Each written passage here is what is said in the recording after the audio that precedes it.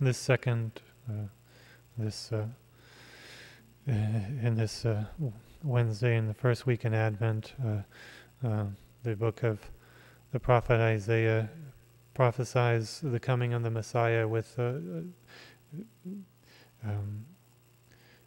bringing with him a feast of rich food and choice wines, juicy, rich food and pure, choice wines on this mountain. And in the gospel, Jesus is on the mountain, sitting down with great crowds there and curing the lame and the blind and the deformed and the mute and many others. And the crowds were amazed and full of joy because of the gifts that Jesus is bringing to the people, the happiness he's bringing to the people.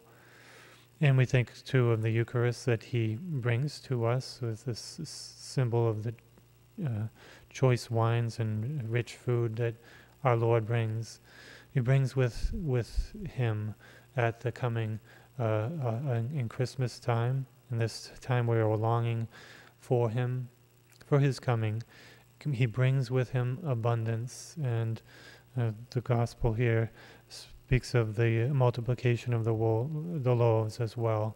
Jesus multiplies and brings this abundance of good things to us, not necessarily material things, but graces and virtues and joy and happiness to us, and hope for a good life here, and hope for much better in the next life.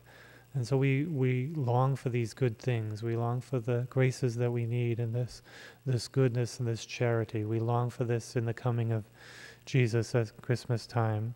And as we come to receive him in the Eucharist, we long for all these good things, these holy things, these things that will make us good and holy and happy, and will bring joy to our hearts, and then we will spread it to the world. We want to be generous and full of that abundance of God's grace in our hearts, so we can share it to the world and to our neighbors.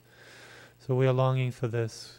We're longing for these good things that Jesus will give us in himself, in the Eucharist, and at Christmas. And so let us stoke the fires of this longing and this hunger and yearn for the coming of Jesus.